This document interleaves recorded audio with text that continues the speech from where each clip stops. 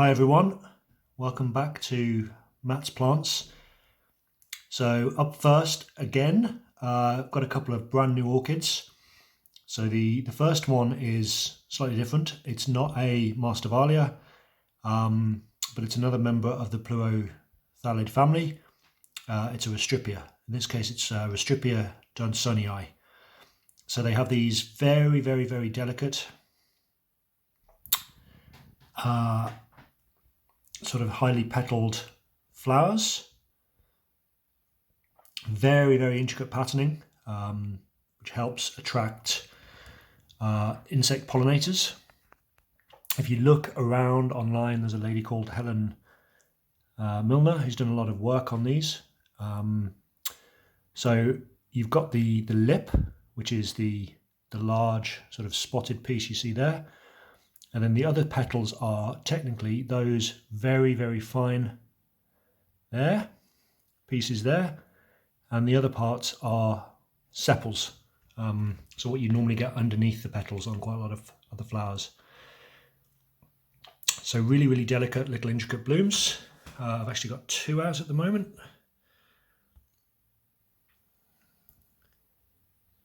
Focus, no. So as you can see, this orchid is grown mounted on a piece of cork bark with a little bit of sort of sphagnum moss wrapped around the roots. It grows in my Highland terrarium towards the middle. If I'm around, it gets sprayed more or less daily. So you try to keep it relatively moist, but also I do allow it to dry out. Where it gets quite good airflow. I've recently started weekly fertilizing it. That's weekly as in not very strong fertilizer, not weekly as in the time period. So I fertilize about once a month for the last few months in its rain mix fertilizer from a Belgian orchid supplier. And if you measure it with a TDS meter, it's about 120, 130 parts per million,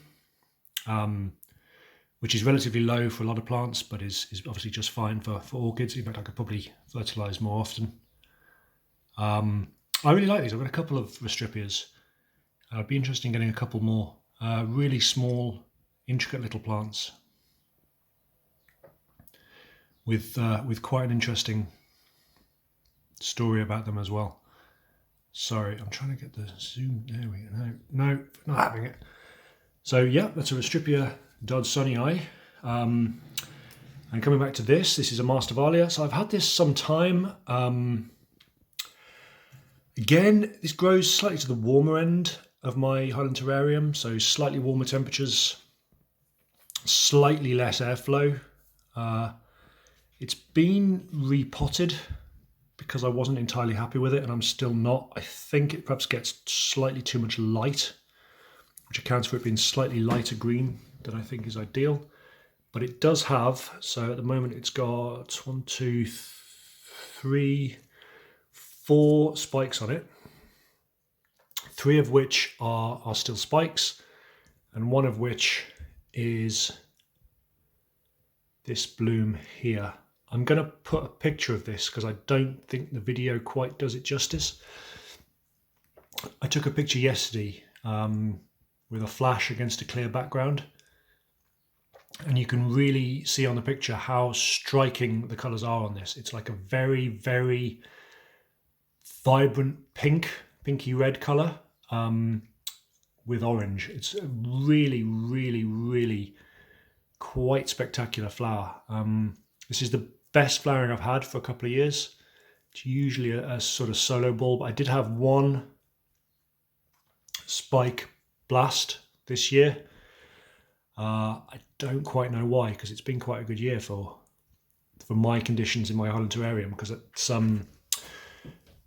we're in, what are we in now, sort of mid-May, and we've had sort of quite cool nights, which is great. It cools the terrarium in the garage down.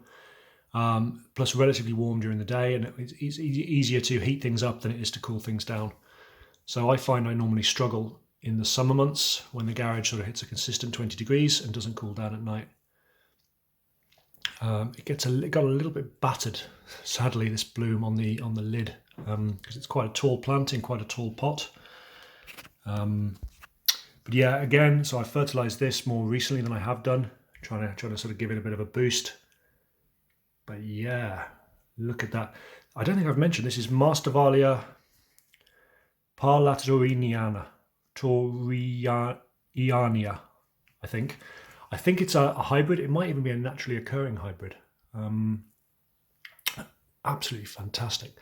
What I love about these plants is the early European explorers, you know, to the jungles of Colombia and Peru would have come across these plants with these colours hanging from the leaves of the trees, or the branches of the trees rather, and they must have thought, wow, what have we come to? Yeah, fantastic little orchid. Another look at the Restrepia. See if it'll focus this time. There we go. Absolutely fantastic.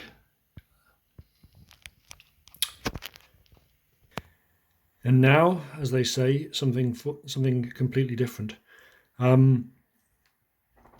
So obviously I'm a keen orchid grower. I also grow carnivorous plants, some weird leafy begonias, whatever sort of weird and wonderful things that takes my fancy. But I've also recently got interested in doing planted terrariums. So I've got a couple of terrariums that I've got pots in, the large Highland one and a smaller, warmer one.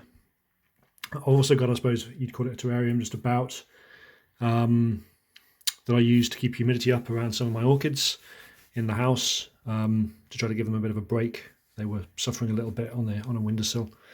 So I've recently created a brand new planted terrarium, using some plants I had lying around. But I got interested in sort of the bioactive side of things. So a lot of reptile keepers use this. So you introduce insects, particularly isopods, into the terrarium to sort of clean up the waste essentially from your reptile. So while I don't keep reptiles, I was quite interested in introducing a bioactive component to my planted terrarium. So I decided to try with these. So these are isopods. If you're in the UK, you probably call them woodlice. These are obviously not native. These are Porcellio leavis dairy cow, which is a very, very common sort of isopod in the hobby. A lot of people use these. They're relatively easy to look after. As I say, they use them as cleanup crew in terrariums. So I've got about 12 of these little guys. They're currently in a custom built home.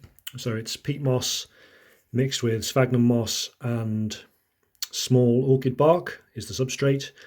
I've also got cocoa char to use as well, which works quite nicely. They've got dead leaves, so they're like hardwood leaves. So these are from my neighbour's magnolia tree. I've also got some beech leaves, I think, in there. And yeah, then a nice big piece of cork bark, which I use for mounting some of my orchids, turned over. And that's where they usually spend most of their time, except when I turn it over and disturb them and they have to wake up and scuttle about. But yeah, interesting little guys. I'm hoping we should see more of these. I've got another species hopefully on its way. So I've got a little bit of interest in these. I'm hoping I can breed a few of them as well and do what I do with plants and share them with other people in the hobby. Did get contacted on Facebook by a lady saying my leaves that I tore down from one of my hydroponic experiments and sent out to her have all rooted, which is nice to see. I like the fact that people share and share alike in this hobby. I think it's quite important we share knowledge, share plants, and sort of expand what we know. But yeah, there you go. So I might do a fuller video on these later on, but I wanted to introduce them at the end of this video. My new inhabitants of my home office, as if I don't have enough stuff in here already. Isopods, Porcellio leavis dairy cow. Right, everybody, hope you enjoyed the video. Hope the orchids were interesting, hope the isopods are interesting. More videos coming soon, including the planted terrarium and a look at some indoor carnivorous plants. Right, thank you very much, everyone. Take care, and I'll be back soon.